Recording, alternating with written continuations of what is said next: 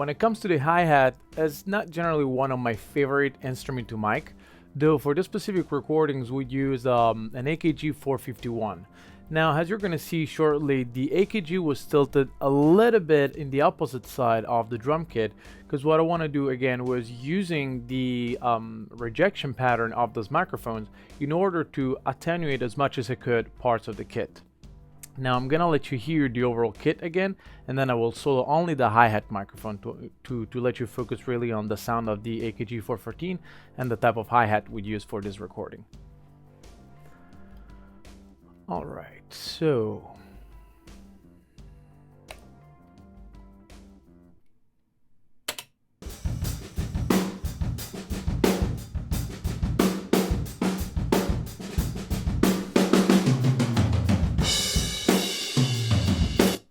I'm gonna solo the hi-hat.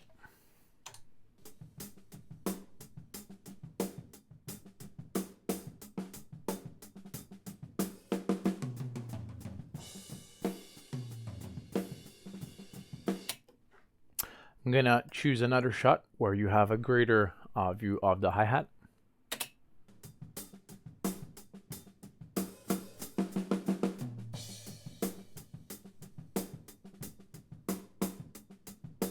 I'm gonna unsolo the overall drum kit to let you hear the difference.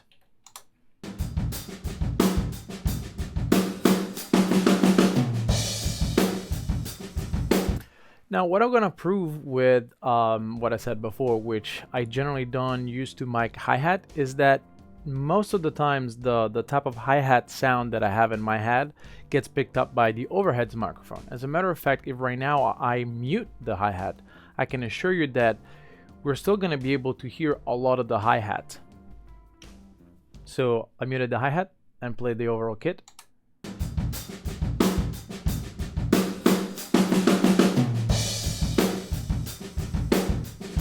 Unmute the hi-hat.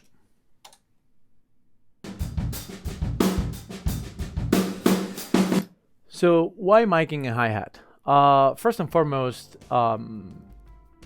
we should focus on the performance of our drummer. In this case, I had a drummer that loves to do a lot of fills on the hi-hat. So if that's the case, again, I want to use a proximity microphone in order for me to then later on while mixing, bringing up a little bit more the hi-hat to obtain a little bit more definition in the attack of the instrument. Now, if we have to talk about the microphone techniques we use for the hi-hat, as you can see here, as I was telling you before, the hi-hat is tilted a little bit on the opposite side of compared to the rest of the kit. Now this is going to give me a little bit more greater rejection of what of the overall bleeding of the drum kit within the hi-hat.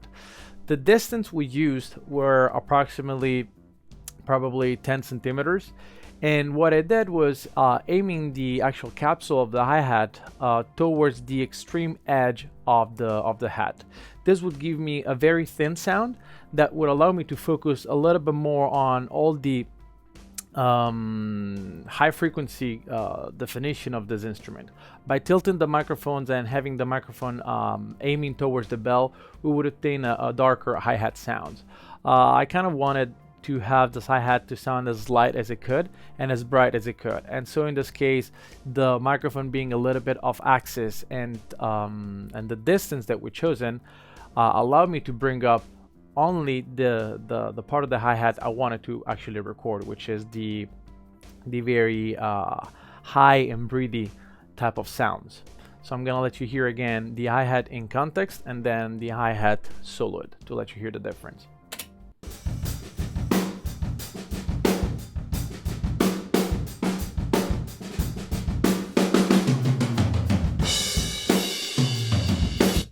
Only hi-hat.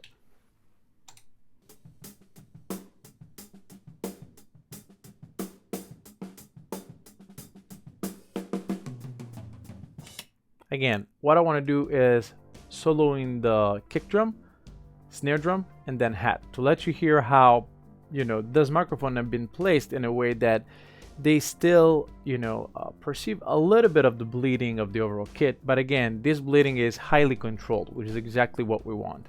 So I'm going to go ahead and solo them. I'm going to let you hear the hat first. And then I will unsolo the snare drum and mute the hat.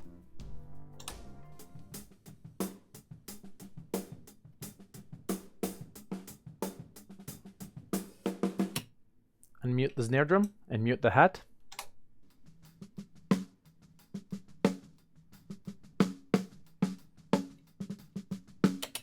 Snare drum and hat together.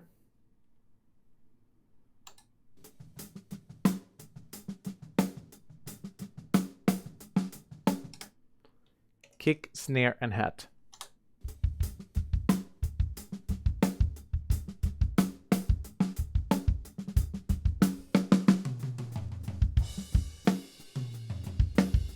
So right now I can actually start building my blend of direct sounds between kick, snare, and hat. I'm gonna start lowering the hat and bringing them in and blend them in by the right amount. And the right amount is just up to taste.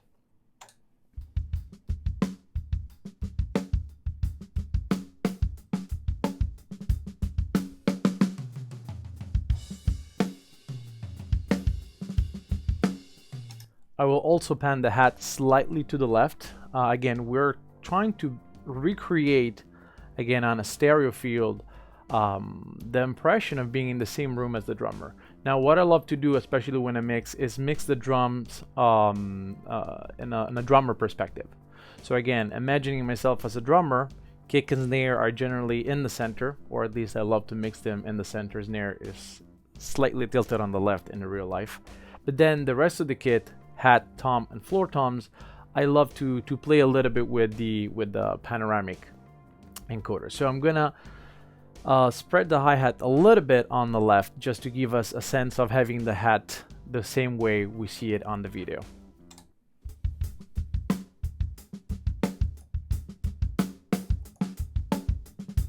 I'm gonna let you hear it.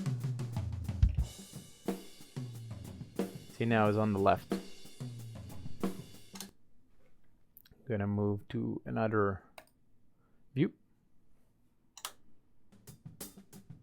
Only hat.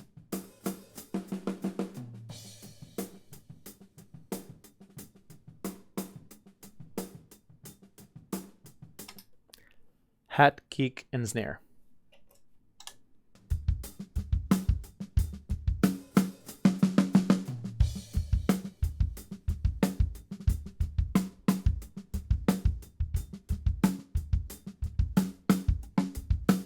I'm gonna just change perspective, give you a greater view of the kit.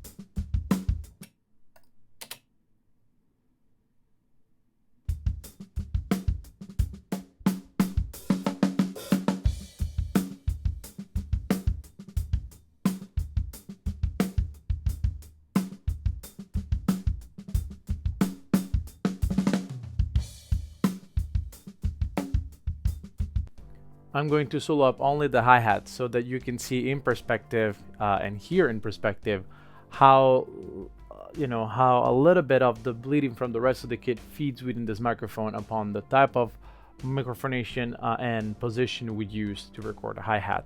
So again, overall picture of the kit, kick, snare, and hat, and then I will mute the kick and snare and just let you hear only the hi-hat.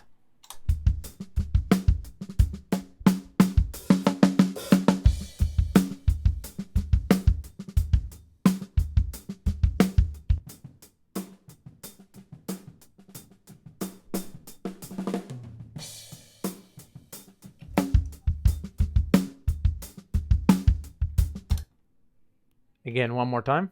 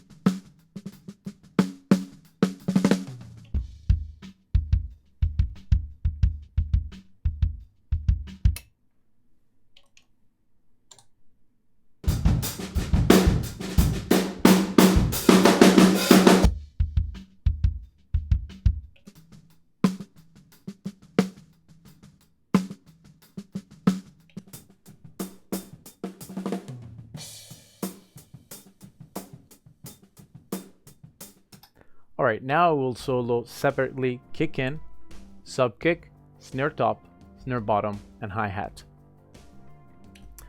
I'm gonna let you hear before the overall kit, and then I'm gonna start dissecting these 5 microphones.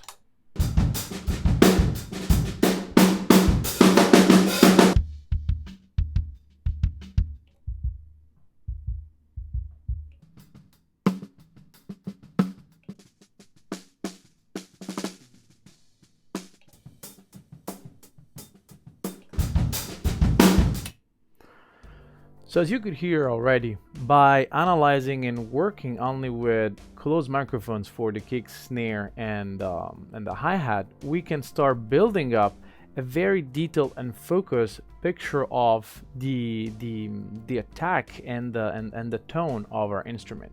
So and this is exactly how you should start analyzing and working with microphone techniques in conjunction with the type of style you're recording. Next in line, we're going to be analyzing the tom and the floor tom to let you really hear how these 2 other elements have been recorded, and to let you hear the type of frequency response that the microphone we've chosen works best for these 2 specific instruments.